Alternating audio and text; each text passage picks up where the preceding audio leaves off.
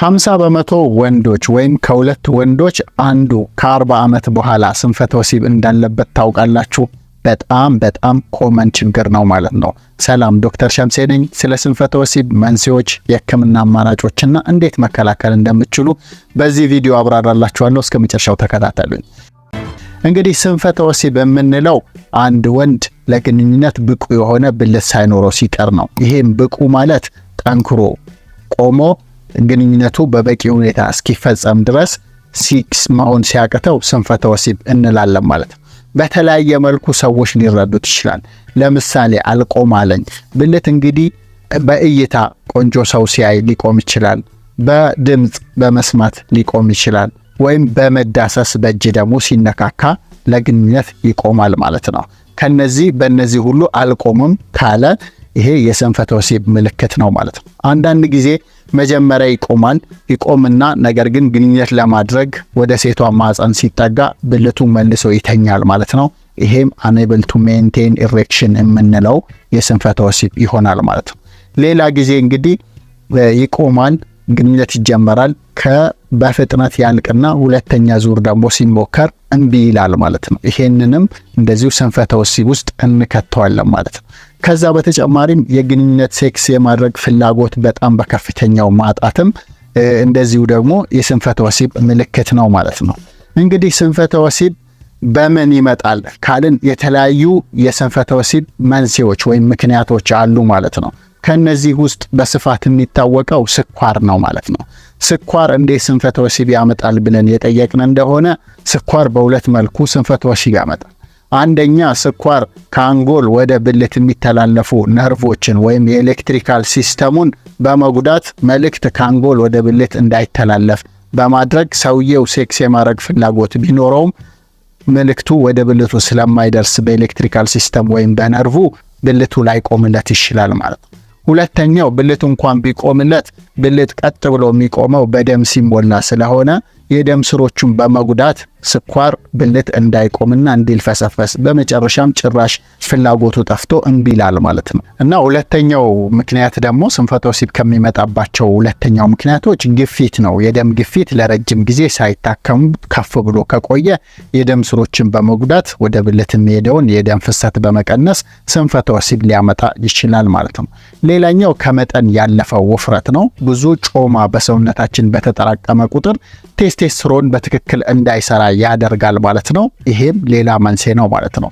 ሌላኛው የኮሌስትሮል በደም ውስጥ የሚለካው የቅባት መጠን ከፍ ሲል ወይም የኮሌስትሮል መጠን ሲጨምርም እንደዚሁ የደም ስሮች ላይ በመጋገር በውስጥ በኩል ወደ ብልት የሚሄደውን የደም ፍሰት በመቀነስ ስንፈተ ወሲብ ያመጣል ማለት ነው። ሌላው ከነርቭ ጋር የተያያዙ እንደ ፓርኪንሰን ዲዚዝ የምንላቸው መልቲፕል ስክለሮሲስ የሚባሉ በሽታዎች ነርቭን የሚያጠቁ ችግሮች ካሉ እንደዚሁ ደግሞ ችግር ያመጣሉ። ሌላኛው ደግሞ መንስኤ ቫይታሚን ዲ እጥረት ነው። የቫይታሚን ዲ እጥረት በከፍተኛ ሁኔታ ካለ በተለይም ከ20 ናኖግራም ፐር ዴሲሊትር በታች ከሆነ ስንፈተ ወሲብ ያስከትላል ማለት ነው። ሌላው በብዙ ወንዶች ዘንድ የፍላጎት ማጣት፣ ስንፈተ ወሲብ እንደዚሁም ደግሞ ግንኙነት ላይ መቸገር፣ ድካም እንደዚህ የመሳሰሉትን የሚያመጣው የቴስቴስትሮን ሆርሞን መጠን ማነስ ነው። ቴስቴስትሮን እንደሚታወቀው የወንድ ሆርሞን ነው። ወንዶችን ወንድ እንዲመስሉ ያደረጋቸው፣ ጺም እንዲበቅል፣ ብልታቸው እንዲያድግ፣ ግንኙነት ላይ ጥሩ እንዲሆኑ ያደርጋቸው ሆርሞን ቴስቴስትሮን ይባላል ማለት ነው። ይሄ ሆርሞን ነው በሌሊት ብልታችን ቀጥ ብሎ እንዲቆም እንደሚታወቀው የአንድ ወንድ በሌሊት ወይም ማታ ሊነጋ አካባቢ ከ3 እስከ 5 ጊዜ ብልቱ ይቆማል ማለት ነው። ይሄም በሚሆንበት ጊዜ የደም ፍሰት ይጨምርና ብልቱ በቂ ኦክሲጅንና ንጥረ ነገር በማግኘት ጤናው ይጠበቃል ማለት ነው። ነገር ግን የቴስቴስትሮን መጠን ዝቅ በሚልበት ጊዜ ይሄ ይቀራል፣ ፍላጎት ይቀንሳል፣ ስንፈተ ወሲብ ይመጣል ማለት ነው። ሌሎች በርካታ ምክንያቶች አሉ። እንደ በከፍተኛ ሁኔታ ማጨስ፣ በከፍተኛ ሁኔታ አልኮል መጠጣት፣ ጫት መቃም፣ ከፍተኛ የሆነ ስትረስ ወይም ጭንቀት ካለ፣ ድባቴ ካለ፣ እንደዚሁም ደግሞ ከአጋር ጋር ከባለትዳር ሊሆን ይችላል ወይም ከፍቅረኛ ጋር ያልተፈታ ችግር፣ ፍርሃት፣ ግልጽ ያለመሆን፣ ያለመነጋገር ካለም እንደዚሁ ሳይኮሎጂካል ስንፈተ ወሲብ ሊያመጣ ይችላል ማለት ነው። እንግዲህ ስንፈተ ወሲብ በጣም በርካታ መንስኤዎች ያሉት ቢሆኑም ዋና ዋናዎቹ እነዚህ ናቸው ማለት ነው። ስንፈተ ወሲብን ለመከላከል አንድ ሰው ምን ማድረግ ይችላል የሚለውን ከማየታችን በፊት ስንፈተ ወሲብ የገጠመው ሰው እንዴት መታከም ይችላል የሚለውን እናያለን ማለት ነው። እንግዲህ አንድ ሰው ስንፈተ ወሲብን ለመታከም እነዚህ 6 ነገሮች ማድረግ ይጠበቅበታል ማለት ነው። አንደኛው ምንም አይነት ሱስ ሊኖረው አይገባም። ጫት፣ ሲጋራ፣ አልኮል፣ ፖርኖግራፊ ማየት፣ ለረጅም ጊዜ ፖርኖግራፊ እያዩ ደግሞ ግለ ወሲብ ማድረግ ወይም ማስተርቤሽን ለስንፈተ ወሲብ ስለሚያጋልጥ ስንፈተ ወሲብም ከገጠመ በኋላ እንዳይመለስ ለማድረግ ስለሚያደርግ እነዚህን ነገሮች ሙሉ ለሙሉ ማቆም ያስፈልጋል ማለት ነው። ይሄ የመጀመሪያው ስቴፕ ነው ማለት ነው። ሁለተኛው ስቴፕ ስፖርት መስራት ነው። በሳምንት 3 ቀን ቢያንስ ለ45 ደቂቃ ወይም ለ1 ሰዓት ያህል ስፖርት መስራት ወደ ብልት የሚሄደውን የደም ፍሰት በመጨመር ስንፈተ ወሲብን ለማስተካከል ይረዳል። በተለይ ስንፈተ ወሲቡ አነስተኛና መካከለኛ ደረጃ ከሆነ ይሄው ብቻ ሊበቃ ይችላል ማለት ነው። 40% የሚሆነው ስንፈተ ወሲብ ስፖርት በመስራት ብቻ ይስተካከላል። 70% ስንፈተ ወሲብ ደግሞ ስፖርት በመስራት የተሻሻለ ይሄዳል ማለት ነው።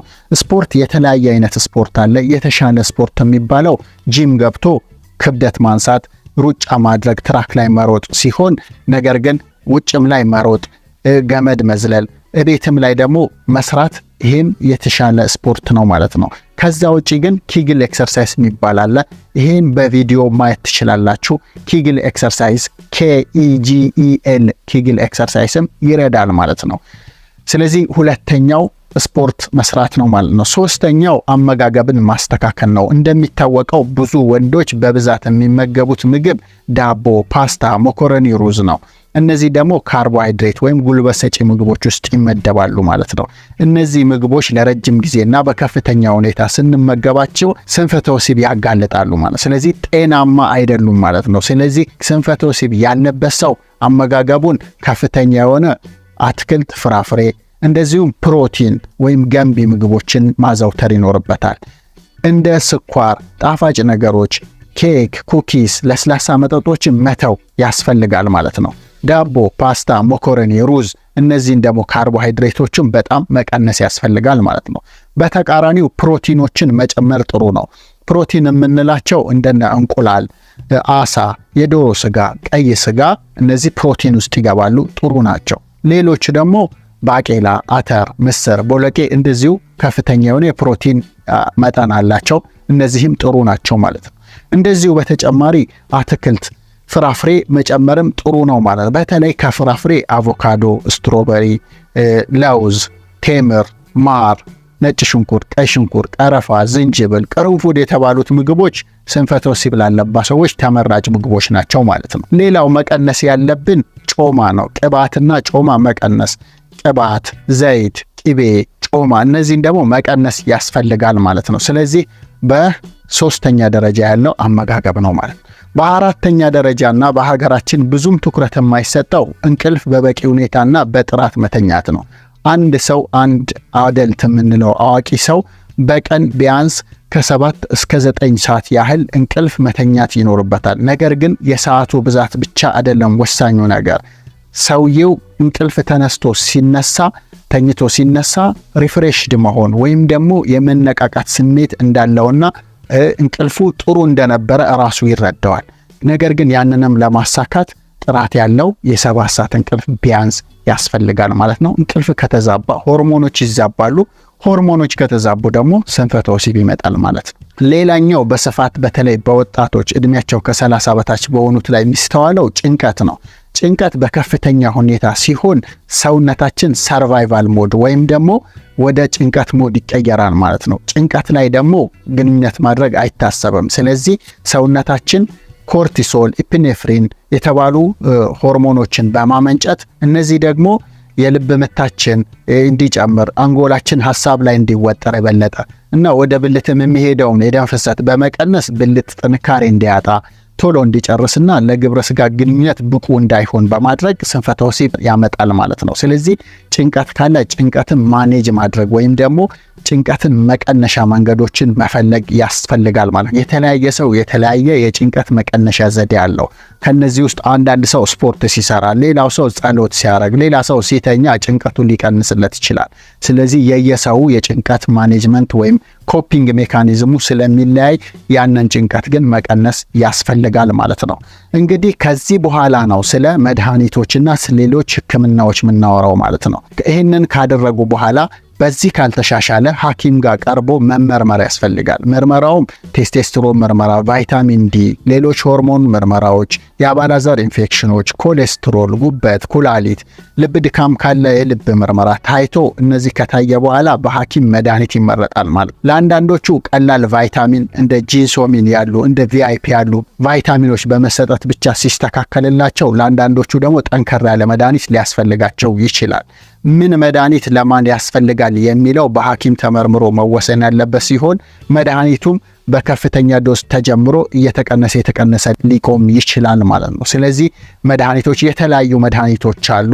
ፎስፎዳይስተሬስ ኢንሂቢተር የምንላቸው እንደነ ቪያግራ ወይም ሲልደናፊል ሲትሬት፣ እንደነ ታዳላፊል ወይም ሲያሊስ፣ እንደ ቨርደናፊል የተለያዩ መድኃኒቶች አሉ ማለት ነው። እንደዚሁ ደግሞ መድኃኒቶቹ እምቢ ካሉ ደግሞ በመርፌ የሚሰጡ አሉ ማለት ነው። እንደ ቴስቴስትሮን በመርፌ ሊሰጥ ይችላል። ወይም ደግሞ በሱም የማያስፈልገውና በሌላ የሚሻሻል አለ። ፕሮስታግላንዲን ኢ ወይም አልፕሮስታዲል የሚባል ኢንጀክሽን ብልት ላይ የሚሰጣቸው ወንዶችም ሊኖሩ ይችላሉ። ይሄ እንግዲህ በሐኪም ተመርምሮ የሚሰጥ ነው ማለት ነው። ለአንዳንድ ሰዎች ደግሞ ማሽንም ሊያስፈልጋቸው ይችላል። ብልት የሚያቆም ማሽን አለ፣ እሱም ሊታዘዝላቸው ይችላል ማለት ነው። ከዚህም አልፎ ችግራቸው በጣም ከፍተኛ ከሆነ በኦፕራሲዮን ሁላ ሊስተካከል ይችላል ማለት ነው። በኦፕራሲዮን ኢንፍሌተብል ፔናይል ኢምፕላንት የሚባሉ 3 ፒስ የሚባሉ ዲቫይሶች አሉ። በሀገራችን የሉም፣ ግን እንደ ውጭ ሀገር ካናዳ፣ አሜሪካ፣ አውሮፓ፣ ቱርክ የመሳሰሉ ሀገራት ላይ ይሄ አገልግሎት ይሰጣል ማለት ነው። በሚያሳዝን መልኩ እኛ ሀገር ዘመናዊ ህክምና ራሱ ያለው የሚመስለው ሰው ትንሽ ሰው ነው። ብዙ ሰው የድግምት በቃ እንደዚህ ነገር ነው የሚመስለው እና ስንፈተ ወሲብ የታወቀ እንደ ማንኛውም ህመም የታወቀ ነው። አንድ ሰው ስንፈተ ወሲብ ሲገጥመው መጀመሪያ ጤናውን መመርመር ያለበት ነገር ነው ማለት ነው። እንግዲህ ስንፈተ ወሲብ እንደነገርኳችሁ ግማሽ በመቶ የሚሆኑት ወይም ደግሞ ከሁለት ወንዶች አንዱ እድሜው ከ40 በላይ እንዳለ ነግሬያችኋለሁ። ዘመናዊ ህክምናና ምርመራም ያለው ህመም ነው ማለት ነው። ማንም ሰው ስንፈተ ወሲብ ሲገጥመው በአካል ተመርምሮ